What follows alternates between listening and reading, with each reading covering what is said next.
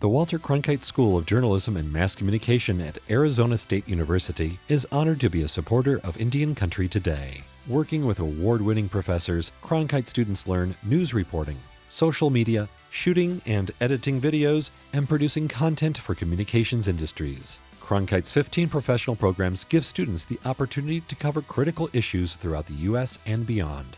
Learn more at cronkite.asu.edu.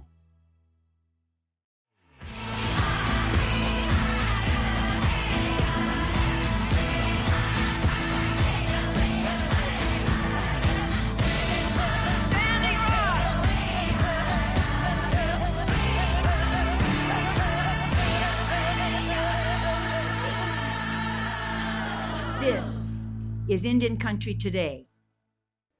Esquili, yes, thank you for joining us. I'm Patty Thalohungva. Here are the headlines from Indian Country Today. A divisive and confusing decision by the U.S. Fifth Circuit Court of Appeals to the Indian Child Welfare Act. It was a rare hearing by all 16 judges, which is called an en banc review. The Federal Appeals Court struck down parts of the law that give Native American families preference in the adoption of Native American children. The decision at this point only affects cases in 3 states, Louisiana, Mississippi, and Texas. Mary Catherine Nagel is a partner with the law firm Pipestem and Nagel and specializes in federal Indian law. She called the Fifth Circuit ruling incredibly divisive, but explains the game is not over. And the Supreme Court's job is to clean up messes when an appellate court like this makes a mess. So I think they would likely grant cert. So I think there is a good chance we're going before the court. But it's not game over. It's a reason for us to all work together in Indian Country and to create clear messaging around what the Indian Child Welfare Act is, what it is not. And that's going to be very critical. And I know NICWA does a lot of this work. We're going to need to support them, and we're going to need to work closely with NCAI and NARF and other national organizations that are working on these issues. It's going to be very important in the days to come. The ruling divided the judges and is seen as a defeat for tribal leaders who say the 1978 Act is vital to protecting families and culture. The 16 judges on the Fifth Circuit Court of Appeals upheld a lower court's finding that the Indian Child Welfare Act violates constitutional equal protection requirements as claimed by non-Indians in state courts. There will be, in the days ahead, a full review of the decision, which is nearly 400 pages long, and what the judges actually ruled, because in many cases, the judges remained divided. North Dakota is one step closer to requiring state schools to teach Native American history. The bill passed in the state Senate with a vote of 72 to 21. State Representative Ruth Buffalo wrote the bill. She's a citizen of the Mandan Hidatsa Arikara Nation. She says that prior to its passing, state law left it up to individual school districts to teach Native American history. The original bill had a start date of 2022, but may be pushed back to 2024. Jade Begay is now serving on the White House Environmental Justice Advisory Council. She's one of 3 Indigenous women who were selected. The Advisory Council provides advice and recommendations to the chair on the Council of Environmental Quality and the White House Environmental Justice Interagency Council. Begay and the council will help address environmental issues and injustices that impact Indian Country. She says this is something she's been working towards for more than a decade. It's like, if we want to be able to thrive and continue on with our identities, with our cultures, like we just have to do this work. And it's like a really deep calling to protect and to fight for the things that, don't have a voice or, can't go into the halls of Congress or, push on policy or pressure politicians. The council members are all volunteers. Well, the Indian Health Service is starting a social media promotion campaign for COVID-19 vaccines. It's called We Can Do This campaign. IHS hopes to ease people's fears about the vaccine and promote the confidence in Indian Country to get vaccinated. It worked for one woman. Amanda Thornton, who is Oglala, was motivated to drive 2 hours to get her vaccine. Once my household, so my husband and myself, are vaccinated, we're looking forward to my child going to school full-time. We've been doing virtual this past year, and I think she could definitely use hanging out with her buddies again and seeing people like You should. But my mom actually told me that I should Google the local reservation around here. So I actually drove 2 hours to come to this reservation and get the vaccine. IHS is setting up vaccine appointments now. You can also get a vaccine at your local urban Indian health facility. The city of Denver is gifting buffalo to several tribes that traditionally hunted and relied on buffalo. 13 bison are headed to the Cheyenne and Arapaho tribes in Oklahoma, and 1 bison will go to the Tall Bull Memorial Council in Colorado. The idea is to help introduce the animals to their native habitat and help support conservation efforts on tribal lands. Today, about 31,000 wild bison live in North America. And this is just the first gift of bison. City officials say the program will continue for 9 more years. And those are the headlines from Indian Country Today. I'm Patty Thalahungva. When we come back, Interior Secretary Deb Haaland makes her first visit to her home state of New Mexico in her new role. Aliyah Chavez will have that story.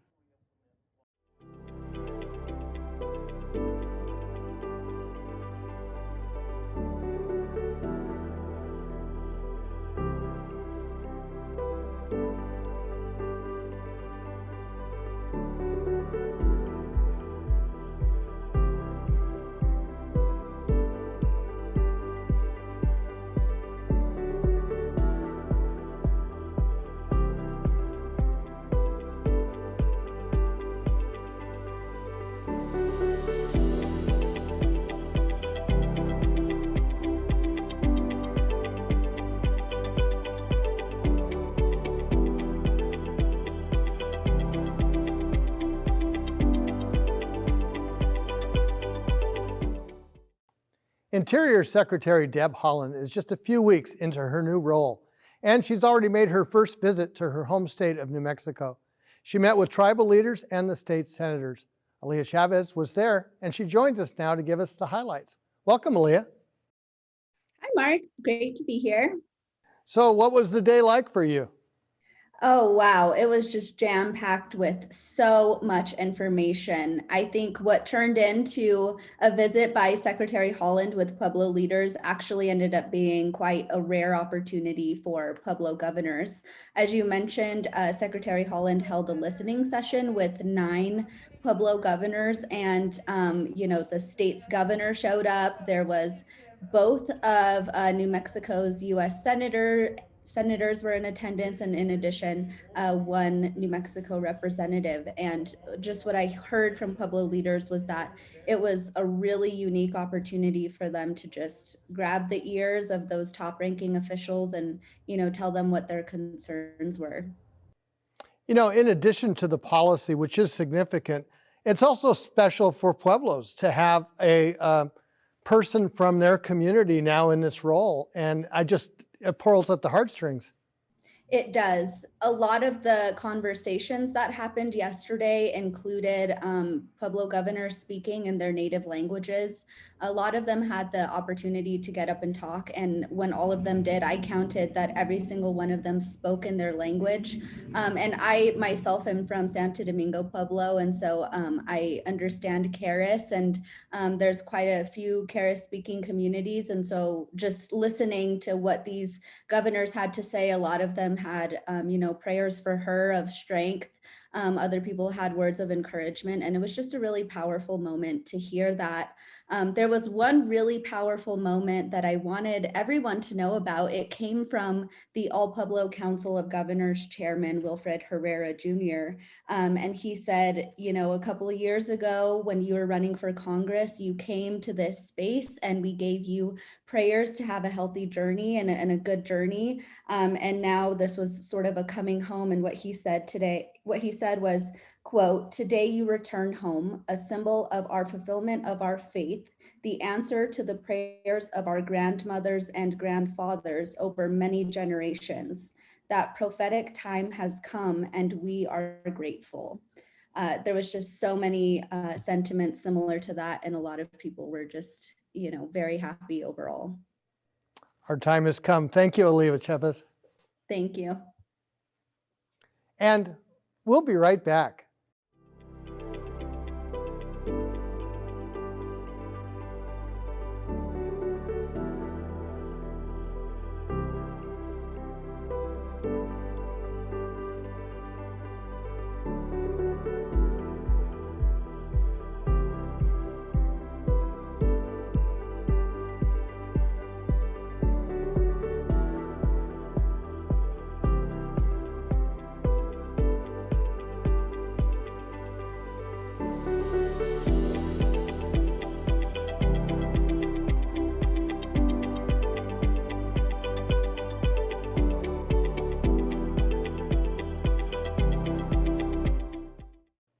Holly Cook Macarro is a partner with Spirit Rock Consulting, and she joins us now. She's a regular voice on Indian Country Today to give us perspective on some topics. Welcome, Holly. Thank you, Mark. Thanks for having me. I'm going to start with a phrase that you've used that I just think is fun, is consultation central. Tell us what that means. The tribal leadership around the country has been engaged in consultation on the President Biden's executive memorandum reinforcing President Clinton's original consultation requirements, the executive order on consultation with tribal governments. And so there's a round of consultation that has been going on with that. There's a round of, so every agency on that one, on the consultation executive order has scheduled and continues to hold consultations with tribal leaders. And importantly, the implementation and formula methodology is for distributing the $31.2 billion in the American Rescue Plan, the coronavirus relief bill, the current version of it. The consultation has been going on for that as well. So Interior held consultations for their portion, the portion of the funds that will be going out through the federal agencies.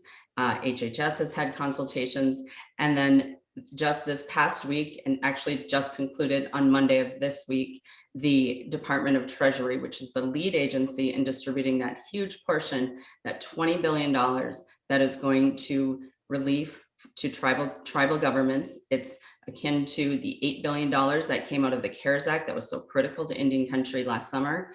Now, so within 60 days of the act, which puts us right around the end of the first week in May, I'm not exactly sure which date they're looking at as the 60 days. So they have that 60 days to consult with tribes, come up with a formula, and distribute that. So those consultations are ongoing.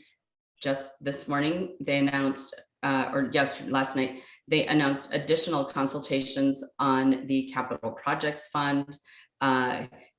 Treasury announced the consultations and an additional set of 2 consultations. Now, these consultations are critically important to hear the tribal voices and the input. We saw some of the issues with the use of the IHBG data points in the distribution of the CARES Act that were so problematic, the inclusion of the ANCs, both of which remain the subject of litigation.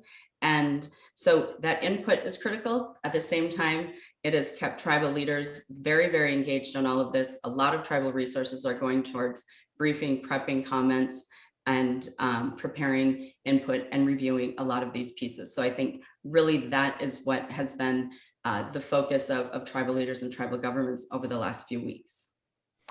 And that's really, and as you mentioned, really complicated, but it gets boiled down to how money is going to be distributed. So there's a real practical application to all of this for both tribes and individual citizens. Yes, absolutely. And an important point that I want to make, and as most of the tribal leadership will recall, mainstream Indian country who didn't participate on the consultations or the informative calls with Treasury last time, which were really demonstrated a lack of familiarity with Indian country, a general, I would say even lack of interest in learning about it. This round of consultations, I think, with Treasury also has included Brian Newland, the Principal Deputy Assistant Secretary at the Department of Interior, the highest ranking official in the Indian Affairs hallway at the moment. And so his voice at the table, I think, brings with it, he was a former tribal chairman himself at his own tribe at Bay Mills. He has prior experience in the federal government. So his background, and he's an attorney as well, and knowledge of both federal processes, a tribal government perspective, and the fact that he engaged in all of the consultations regarding the distribution of the $20 billion is an important voice. He brought the Department of Interior to the table and was engaged in a way that I didn't think we saw previously. There, in talking to tribal leadership, I think there was generally a very good response, and they were encouraged by, I wanted to call him Chairman Newland, but by Brian Newland's participation in these. And I think that's an important voice and knowledge coming to the table. Thank you, Holly. Our time always goes way too fast. Thank you so much. Yes, thank you, Mark. Have a great day. When we come back, how foundations can bridge the wealth gap for American Indians and Alaska Natives. We'll talk to Eileen Briggs from the Bush Foundation.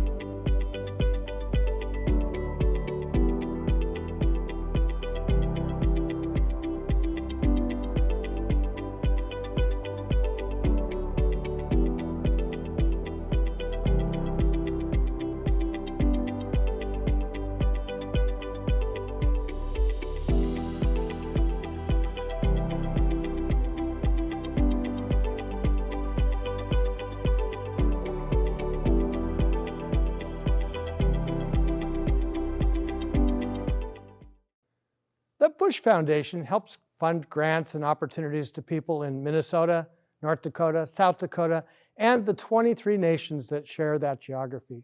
The foundation also helps with bridging the wealth gap.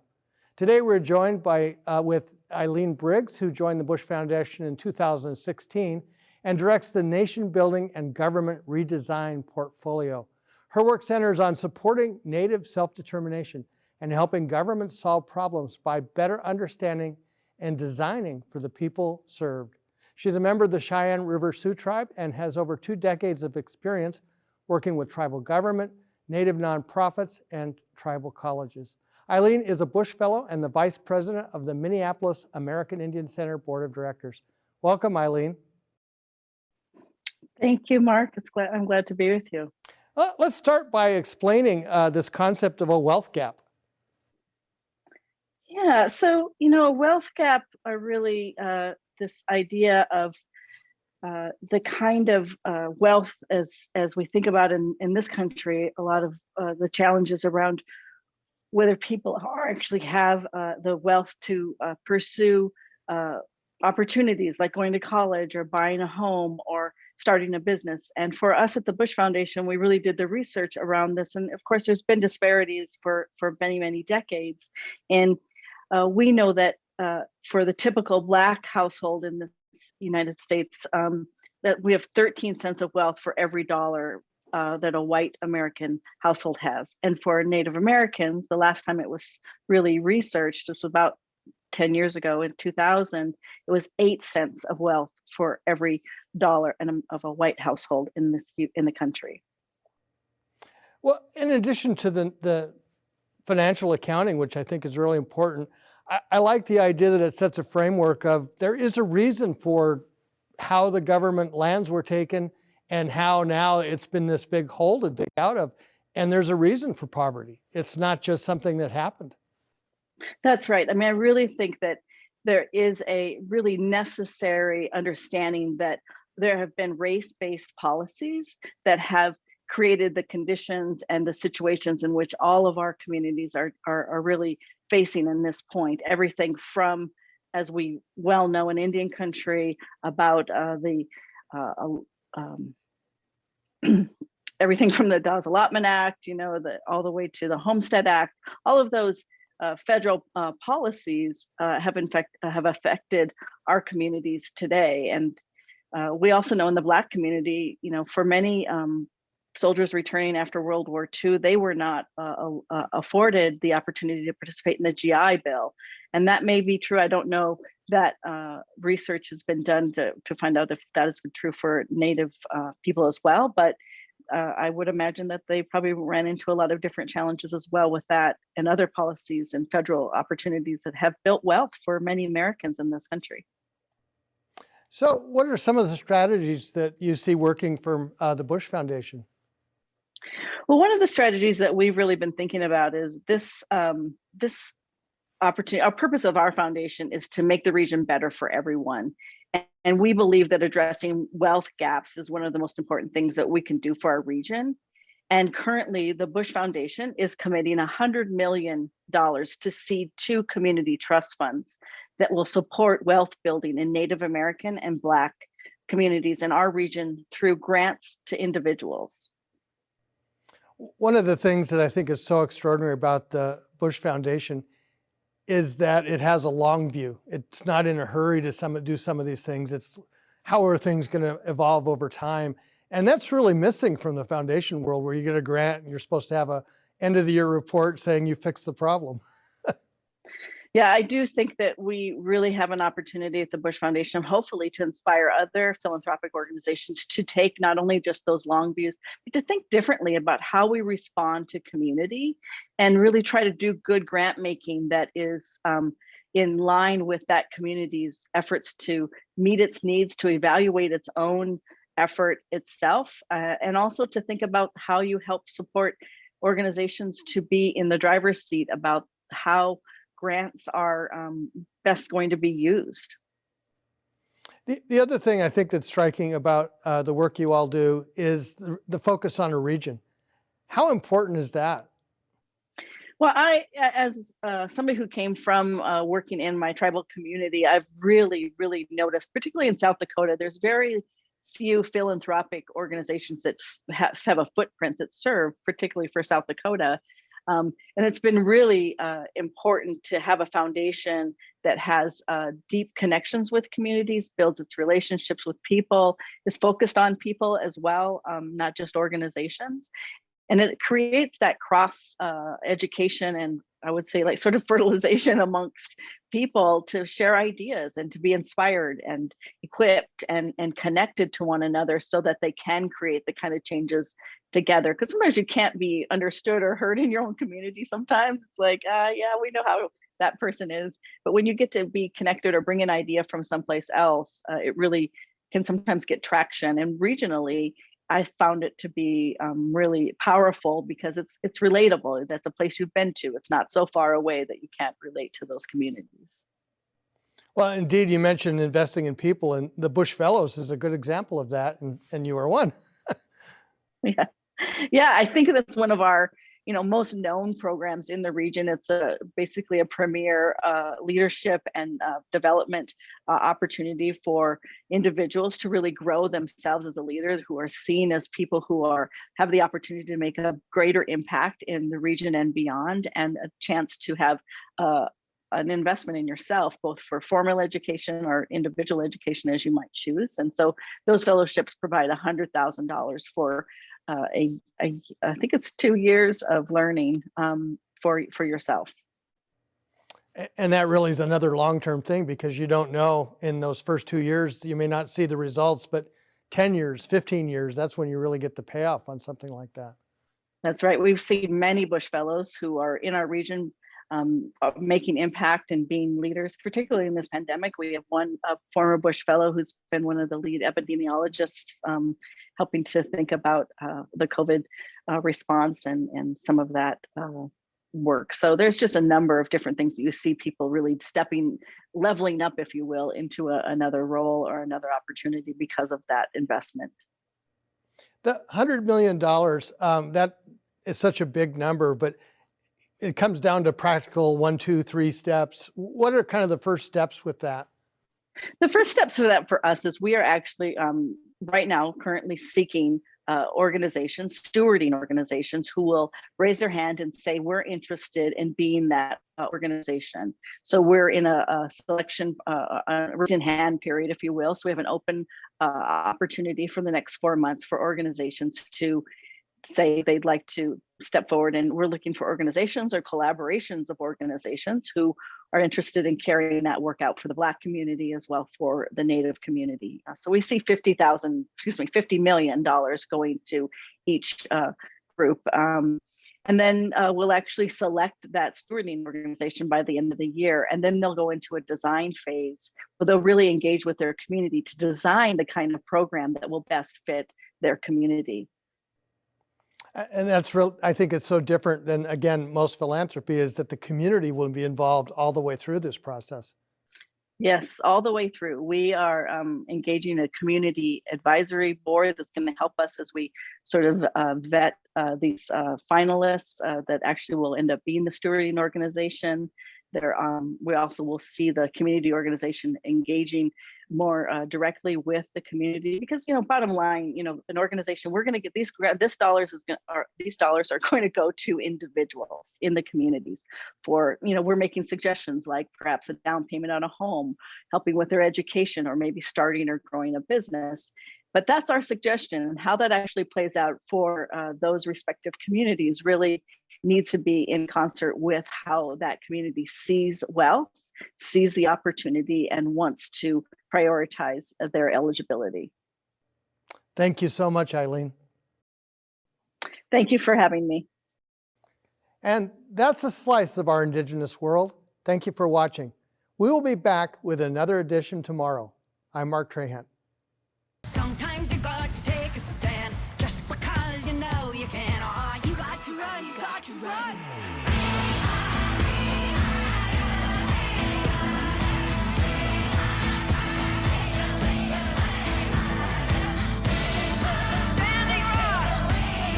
Indian Country Today is produced at the Walter Cronkite School of Journalism and Mass Communications at Arizona State University.